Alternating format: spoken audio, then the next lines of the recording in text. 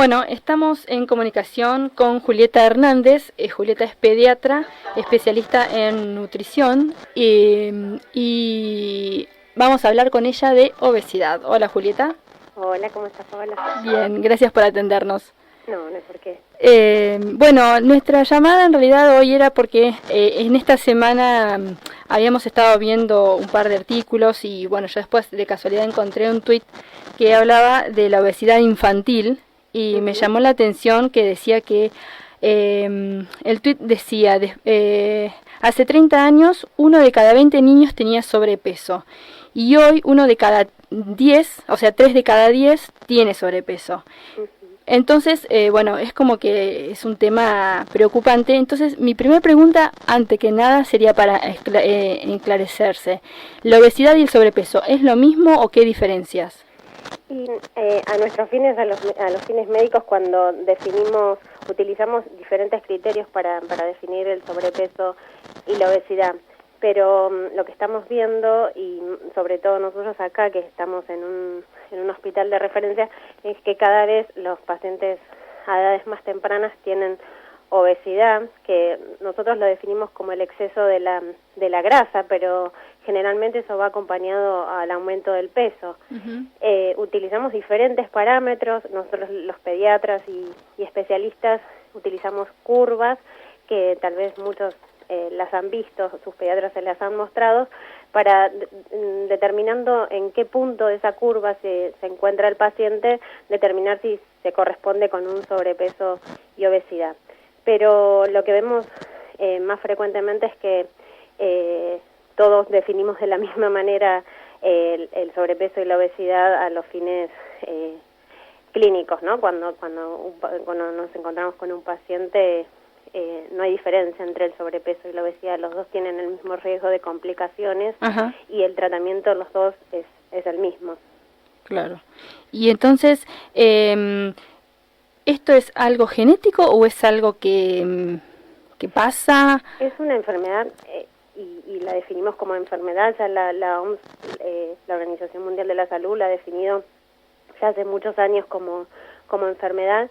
Y decimos que es una enfermedad multifactorial, o sea, hay diferentes factores, tanto genéticos como ambientales, que contribuyen al desarrollo de la obesidad.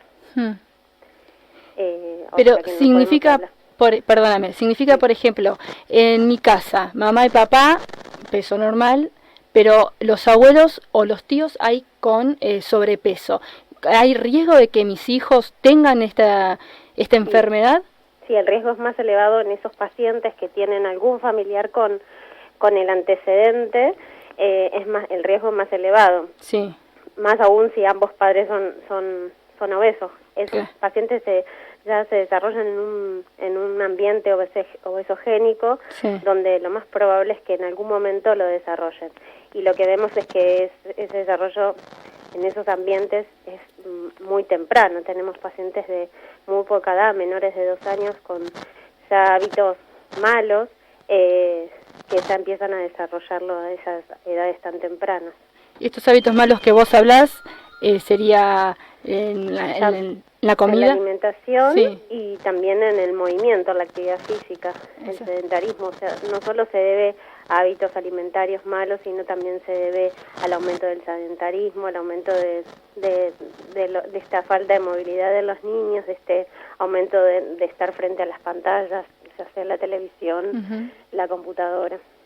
Claro. Ambas cosas contribuyen de la misma forma. Exacto.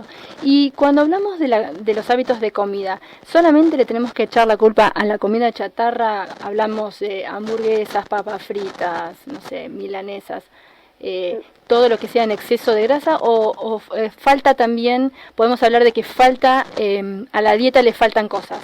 Sí, ambas cosas.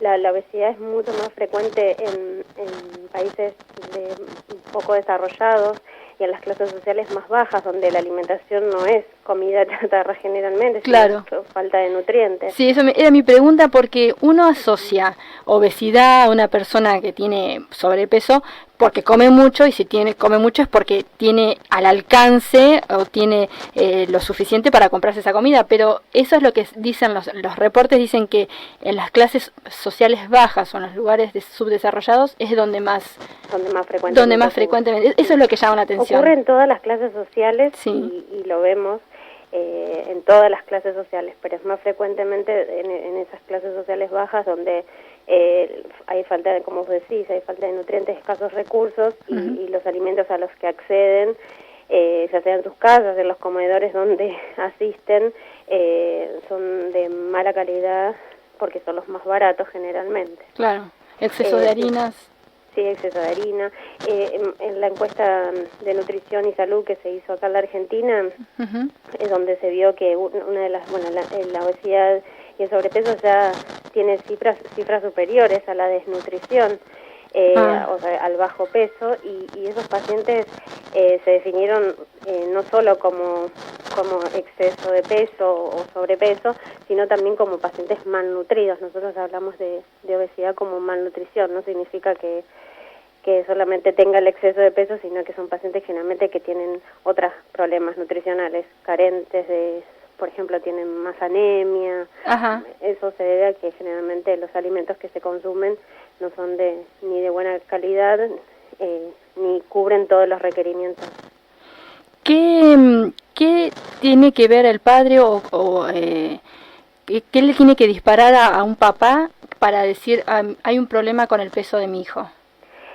Y nosotros insistimos mucho en que esto, en el mundo se está diciendo que las cifras de obesidad se están estancando, y eso no nos pasa a nosotros. Nosotros insistimos mucho que esto tiene que empezar en la prevención ya desde que el bebé está en la panza. O sea, la falta de concientización es el principal problema de esto. Sí. Llegan porque vienen derivados porque el pediatra le dijo haga una consulta, y no porque uno realmente ellos tomen medida de lo que se les está hablando. Claro. Por eso la deserción al tratamiento es muy alta, porque no se toma conciencia que la obesidad, que el sobrepeso es una enfermedad y que tiene complicaciones muy graves, que las estamos viendo muy tempranamente, y bueno, que es un gran problema. O sea que es algo que tiene que tomar conciencia la familia entera.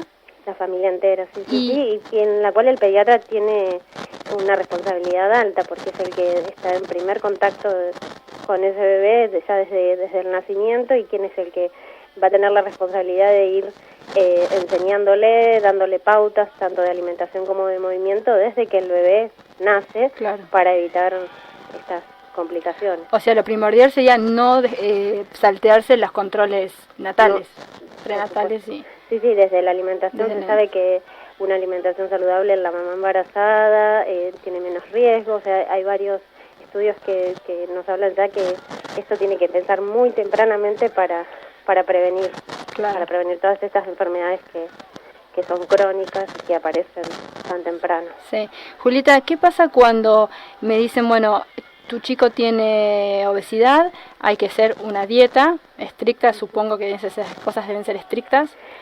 Un plan de... Sí. En los niños nosotros tratamos de no hablar de dieta. Lo que nosotros, ya sea en el consultorio del pediatra como en el consultorio del especialista, lo que tratamos de hacer es cambiar esos malos hábitos que tienen, fomentando hábitos saludables. Claro. No hablamos de dieta, los niños están en pleno crecimiento, no podemos hacer restricciones ni dietas como tal vez se hacen en los pacientes adultos. Así que hablamos más que nada de cambiar hábitos, sí, y lo que eso engloba es darle recomendaciones de una alimentación saludable. Está bien. Con movimiento, claro, porque todos los días. Mi pregunta era que cuando pasa esto, ¿qué hago con los hermanos? Sí, exactamente, cuando hay hermanos, ¿qué pasa con ellos a su alrededor? Porque no necesariamente por ahí todos sufran esta enfermedad, ¿o sí? Generalmente cuando hay malos hábitos en la familia son para todos, y lo que más insistimos es el que esto tiene que ser un cambio familiar. Sí. Si yo le doy una pauta para uno y al otro le está comprando cosas que yo le dije que no eran Claro.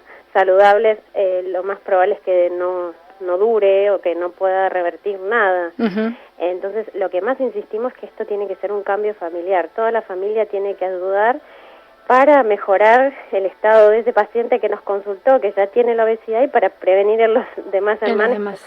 que probablemente si no lo tienen en ese momento, en algún momento lo van a desarrollar, porque esos malos hábitos van a llevar o a sobrepeso, obesidad, hipertensión o cualquiera de las enfermedades crónicas. Ah, no esa transmisibles. era mi próxima pregunta. ¿Qué enfermedades, y aparte me estás diciendo que a poca edad, enfermedades que se veían antes en adultos, ¿verdad? Porque estás hablando de Exacto. hipertensión y... Sí, nosotros vemos muy frecuentemente nuestro consultorio en el Hospital de Niños es un consultorio de derivación, el hospital es un centro de derivación de la provincia. Generalmente los pacientes que nos llegan son pacientes con muchas complicaciones, como hipertensión, hígado graso. Más del 30% de nuestra población tiene ya hígado graso, que eso se sabe que se veía más en adultos y que se sabe que todos los reportes hablan que es la principal causa de trasplante hepático hoy en día. Vemos también insulinoresistencia, diabetes, son enfermedades que generalmente son complicaciones de la obesidad o van acompañadas. Ah, está bien. Y, a ver, así como para poder ayudar al que nos está escuchando, una dieta balanceada tiene que tener frutas, verduras, harinas, tiene que tener. Sí, nosotros las recomendaciones es una alimentación acorde a la edad esta de crecimiento con todos los nutrientes. No lo que les pedimos generalmente es, no prohibimos, sino generalmente evitamos, les decimos que bajen la frecuencia de esas cosas que generalmente los niños están acostumbrados a comer, como son las golosinas, las gaseosas, que esas cosas las dejen para los cumpleaños, sí, y que sí aumenten en la comida de todos los días, almuerzo y cena, en la porción de verduras y frutas, y no dejando las harinas, los cereales que son como por ejemplo la papa, el arroz, los fideos, pueden estar en el plato pero en una proporción baja, igual que las carnes. Claro. Lo ideal es que el plato tenga la mitad del plato de verduras y sí, el resto completarlo con esos dos grupos de alimentos. Y ser ordenado, comer las 4 comidas principales, que son el desayuno, el almuerzo, la merienda y la cena. Y uno puede comer en el medio alguna comida, pero siempre le recomendamos que sean comidas saludables. Está bien. La barrita de cereal, por ejemplo,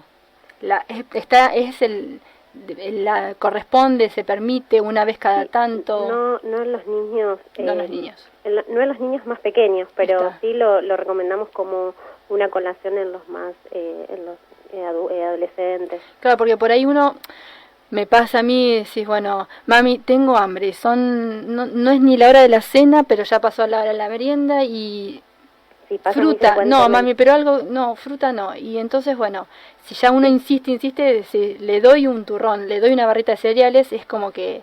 Son opciones saludables. Son opciones saludables. Muchas, sí, la fruta también. Sí. Muchas veces insistimos en que fijarse y aprender a determinar si eso tengo hambre significa que realmente hay hambre o es aburrimiento o pasa porque está ahí quieto y sí, bueno, ¿y qué hacemos? Y comemos. Claro. Entonces insistir en esos momentos aumentar el movimiento, proponerle, no sé, vamos a jugar a esto, vamos a dar una vuelta a la manzana, vamos a andar en bici, tal vez eso se alcanza y no era necesario comer fuera de horario. Está bien. Yo acá en el artículo que encontré, es un artículo de la Fundación Interamericana del Corazón Argentina, dice, 1 de cada 4 escuelas ofrece frutas y verduras en los kioscos. ¿Vos sabés si hay alguna reglamentación o hay algún...? Sí, se estaba trabajando sobre la ley de los kioscos saludables, pero todavía en Argentina no se ha logrado. Nada. Recientemente salió en Uruguay la ley, sí se está trabajando y ya hay muchas escuelas, incluso en Pehuajó yo he atendido a varios pacientes que en algunas escuelas como colación le dan fruta y bueno, eso hay que fomentarlo y hay que fomentar. Generalmente los papás están acostumbrados a darle plata para llevar al colegio. Claro. Y el kiosco del colegio generalmente no vende cosas saludables. Sí. Entonces lo que fomentamos es más que nada es que las cosas que se vayan a comer en los recreos las tratemos de llevar de casa, ya que por ahí las escuelas no ayudan o los kioscos no ayudan, tratarlo de llevar lo que voy a comer de casa y no llevar plata. Perfecto. Es una buena medida para evitar esas comidas innecesarias y de mala calidad. Bueno, Julieta, la verdad que muy interesante la charla. Muchas gracias por haberlos atendido. No hay Y problema. Estoy a disposición cuando necesites. Bueno, sí, hasta la próxima. Por ahí alguna vez podemos tocar cualquier otro tema de niños que siempre viene bienvenido. Bueno, bárbaro. Listo, muchas gracias.